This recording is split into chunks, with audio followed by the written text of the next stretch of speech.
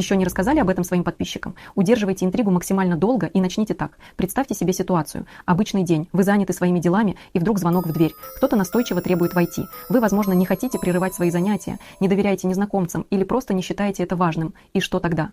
Многие из нас привыкли игнорировать такие визиты. Но с 1 сентября в 2024 году отказ впустить некоторых людей в ваш дом может обернуться для вас неприятным сюрпризом.